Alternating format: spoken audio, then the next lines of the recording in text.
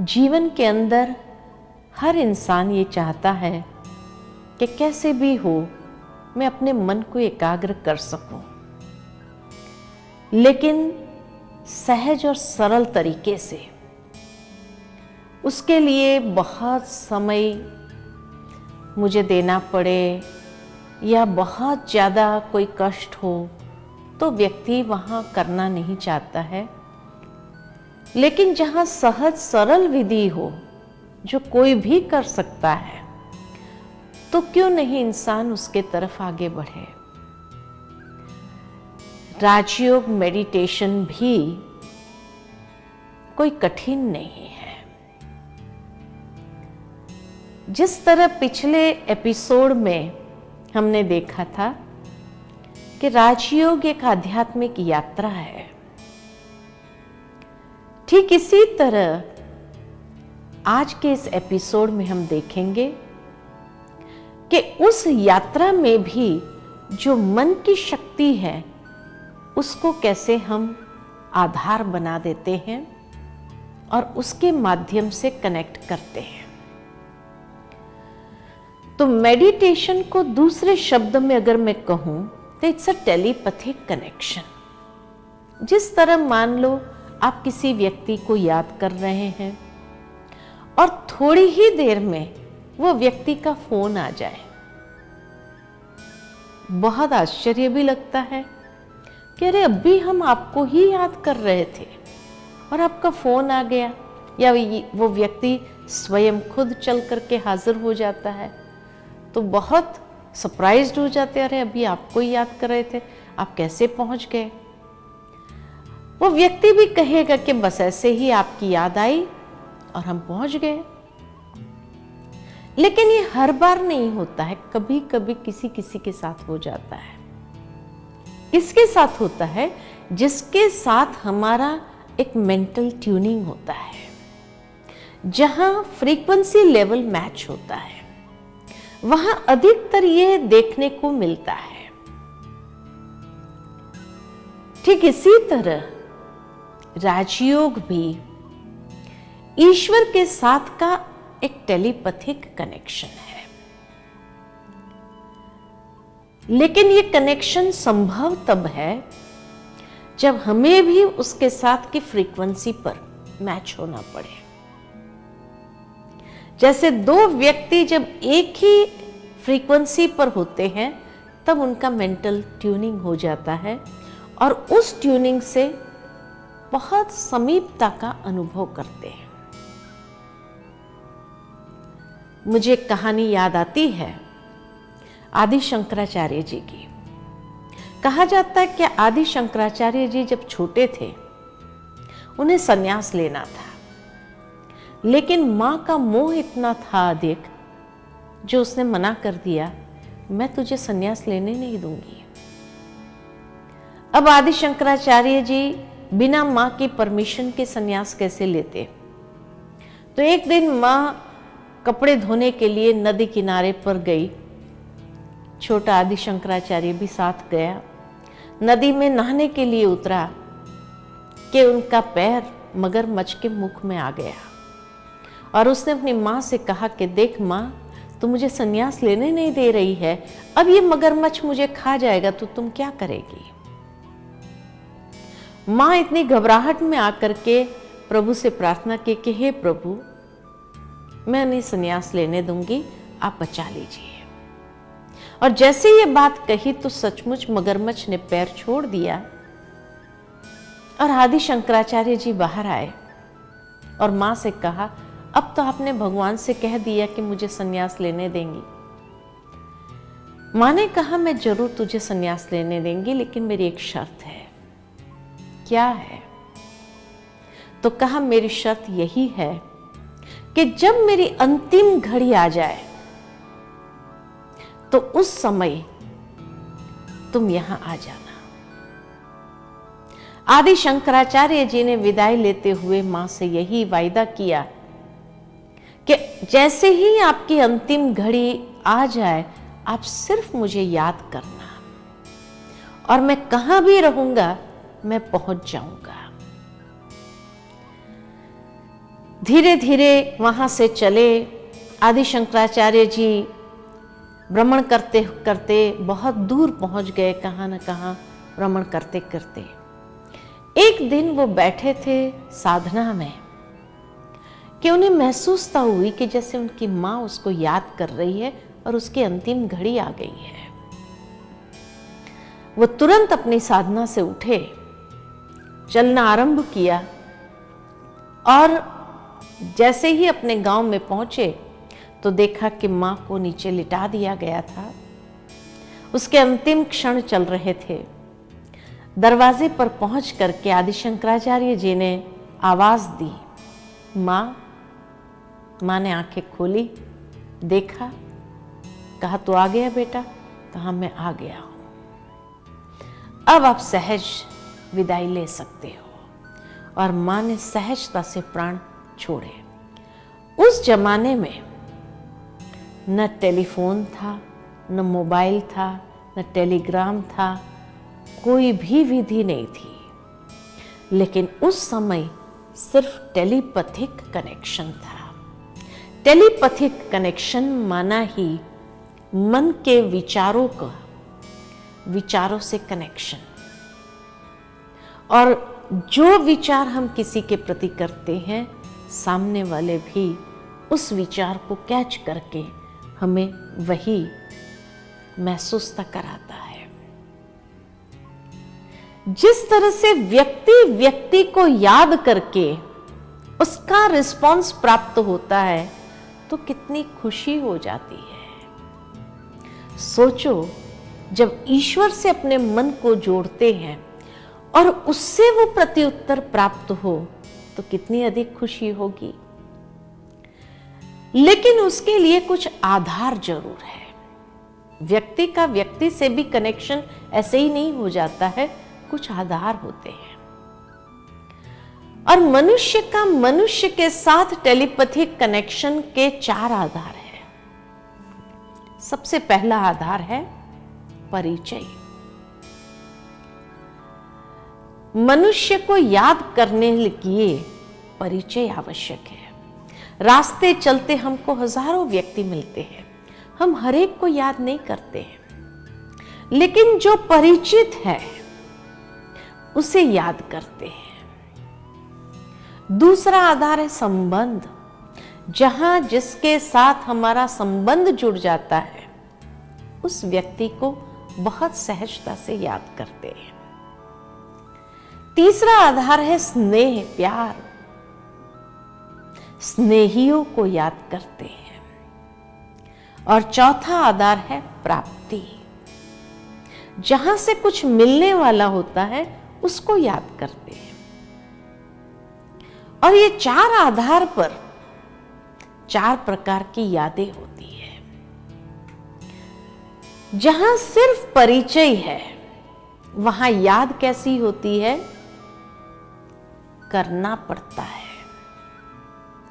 जैसे मान लो कि हमारे घर में कोई फंक्शन है और हमें हर परिचित व्यक्ति को इनवाइट करना हो,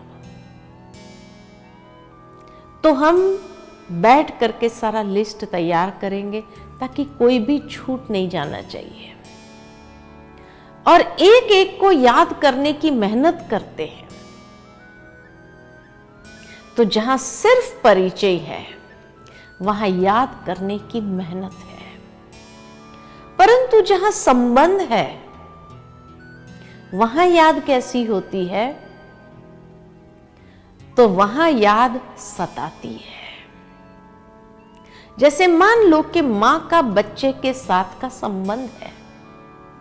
मान लो बच्चा कोई हॉस्टल में पढ़ रहा हो और वहां से खबर आ जाए कि उसकी तबीयत ठीक नहीं है, वो बीमार है, बुखार है उसको, तो मां का संबंध होने के कारण वो रात भर सोती नहीं है। बार बार उसके विचार चलते हैं, कैसा होगा, क्या करता होगा, खा रहा होगा, कोई ध्यान रखने वाला होगा, कितने विचार आते हैं।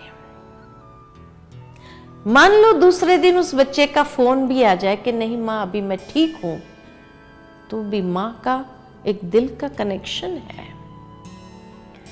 और उसके आवाज से वो पहचानती है और कहती कि नहीं, अभी तक आवाज ठीक नहीं है। तो जहां संबंध है वहां याद सताती है। जहां स्नेह है वहां याद कैसी होती है?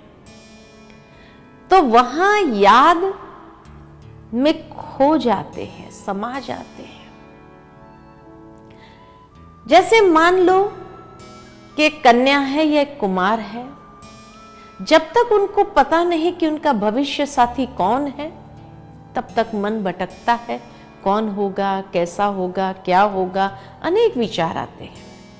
लेकिन जिस दिन परिचय हो जाए, संबंध जुड़ जाए, उसके बाद उनको कहना नहीं पड़ता है कि अब आप अपने भविष्य साथी को प्यार से याद करो। नहीं, जैसे ही एकांत के पलों में बैठते हैं कि याद में खो जाते हैं। और कभी कभी तो इतना याद में समा जाते हैं कि पास में से कोई गुजर गया और उनको पूछा जाए यहां से कोई गया, तो कहेंगे पता नहीं। अरे आंखें खुली है, यहीं बैठे हैं, इतना बड़ा व्यक्ति चला गया, पता नहीं चला। तो क्या कहते, मेरा ध्यान नहीं था। तो ध्यान कहां था? ध्यान किसको कहते हैं? और ध्यान करने के लिए आंखें खुली चाहिए या बंद चाहिए? ध्यान का मतलब ही है जब हम उस याद में समा जाए, खो जाए। कहीं भी बैठे हो, कोई व्यक्ति अगर ऐसे ही बैठा है, ऐसे ही बैठा रह जाता है, सोच में डूब जाता है, बाद में जब होश में आता है तब उसको लगता है कि जैसे उसका हाथ सुन्न हो गया। लेकिन ध्यान में जब बैठा था तो ये भी महसूस था नहीं थी कि हाथ सुन्न हो रहा है या पैर सुन्न हो गया है। बाद में पता, इसको कहते हैं ध्यान। और ध्यान के लिए बंद आंख से ध्यान नहीं होता है। जब व्यक्ति की याद में समा जाता है, खो जाता है, तो खुली आंख होती है और खुली आंख से ही खो जाता है। उसको आंखें बंद करने की भी जरूरत नहीं पड़ती है, वहां तक कि पलक भी नहीं झपकती है। उसको कहते हैं ध्यान। ईश्वर के साथ हमारा ऐसा ध्यान क्यों नहीं लगता है?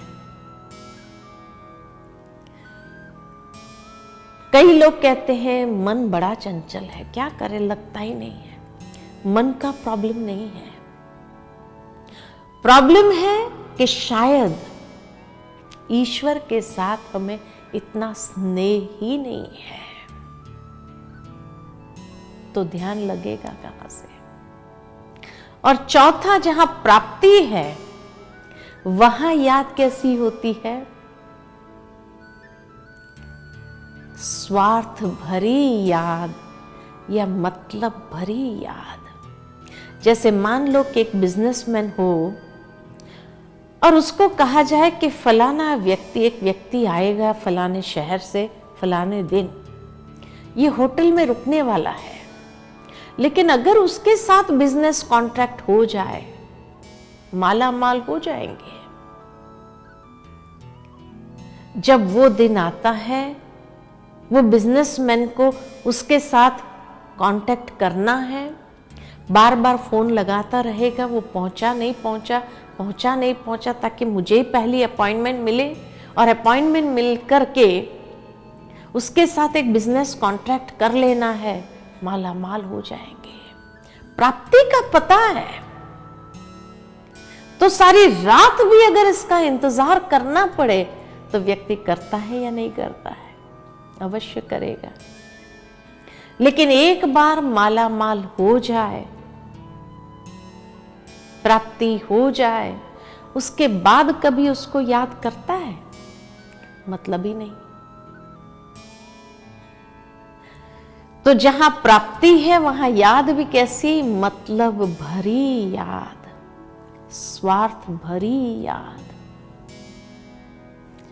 तो जहां परिचय है वहां करना पड़ता है, संबंध है वहां सताती है, जहां स्नेह है वहां समा जाते हैं, और जहां प्राप्ति है वहां मतलब भरी। अब बताइए, ईश्वर के साथ हमारी याद कौन से प्रकार की है? करना पड़ता है। अगर मुझे करना पड़ता है, मेहनत लगती है, माना परिचय भी मुश्किल से है। इसलिए प्रथम 2 लेसन में हमने स्वयं का परिचय, परमात्मा का परिचय देखा ताकि स्पष्ट हो जाए। अब दूसरा कदम, मेरा कोई उसके साथ संबंध है? उस संबंध को जोड़ करके उसके आधार पर याद करो, क्योंकि संबंध जहां होगा वहां स्नेह स्वाभाविक होगा। अगर संबंध ही नहीं तो स्नेह भी नहीं, और जहां स्नेह है तो प्राप्ति स्वतः है। तो मुख्य ये 4 आधार है, लेकिन आज मनुष्य ने और 4 आधार अपना लिए हैं। इस कारण उन्हें ईश्वर की याद में मन को लगाना मुश्किल हो गया है। और वो 4 आधार कौन से हैं जो आज की दुनिया के मनुष्य ने अपनाए हैं? पहला आधार, जैसे कहा, स्वार्थ भरी याद, यानी ईश्वर के साथ भी एक बिजनेस डील हो गई है। मंदिर जाते हैं मनुष्य तो क्या गाते हैं? हे प्रभु मेरा इतना काम हो जाए तो 2 नारियल चढ़ा देंगे। यानी ये काम का भाव 2 नारियल है। अगर ईश्वर ने कर दिया तो उसको मिल गया, और नहीं किया तो नहीं मिलेगा। तो हमारी याद कैसे हो गई? वो कार्य ईश्वर ही कर सकता है, इसीलिए ईश्वर के साथ एक मतलब या स्वार्थ का संबंध जोड़ करके उसको याद करने का प्रयत्न किया। और स्वार्थ पूरा हो जाता है तो याद भी समाप्त हो जाती है। तो पहली याद स्वार्थ भले अयथार्थ याद है। दूसरी याद, कई बार मनुष्य भगवान को भय से याद करते हैं, डर से याद करते हैं। जैसे मान लो कि किसी व्यक्ति ने एक नियम ले लिया कि मुझे रोज प्रतिदिन 4 माला जरूर करनी है, इतनी देर तो जरूर बैठना होगा और भगवान को याद करना है।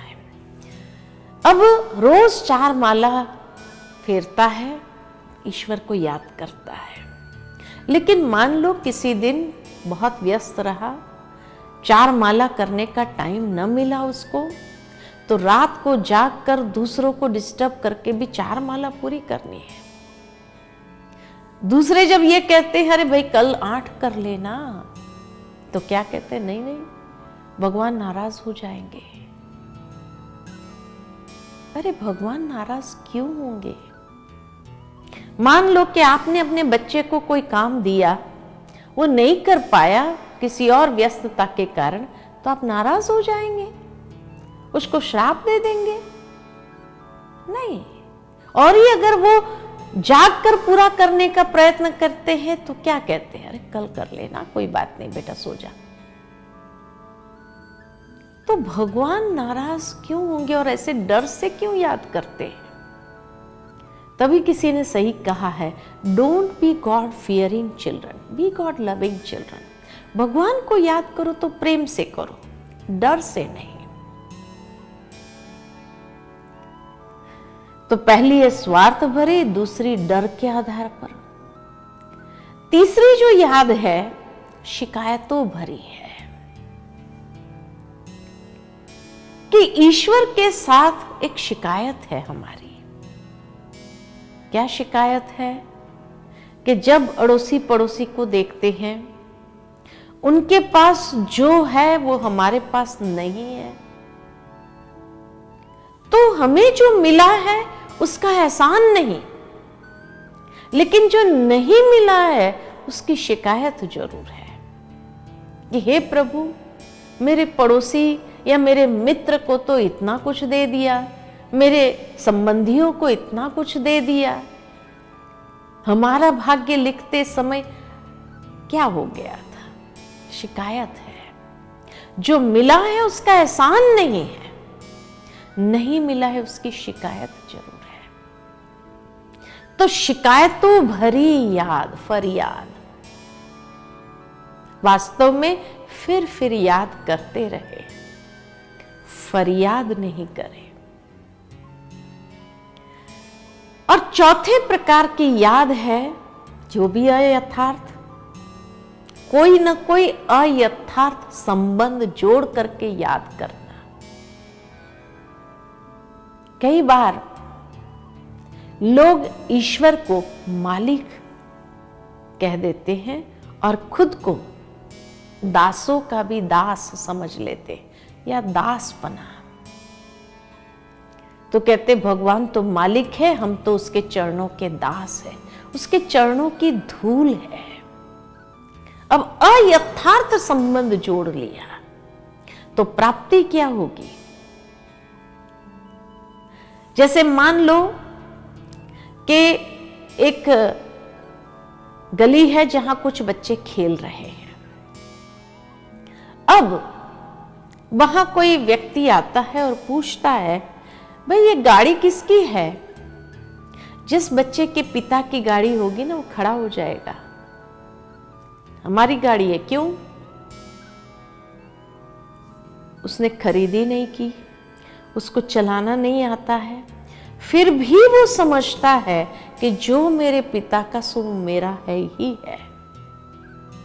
लेकिन वहीं अगर ड्राइवर भी खड़ा है, खुद चलाता है, फिर भी अपनी नहीं समझ सकता है। क्या कहेगा? मालिक की गाड़ी है। ये अंतर हो गया। मालिक के सामने अगर घर का दास आता है या कारोबार से कोई व्यक्ति आया जो वहां सारा कारोबार संभालता है, आकर मालिक से कहेगा मुझे 1000 रुपए की आवश्यकता है, तो मालिक यूं ही निकाल करके 1000 रुपया नहीं दे देगा, पूछेगा किस लिए चाहिए।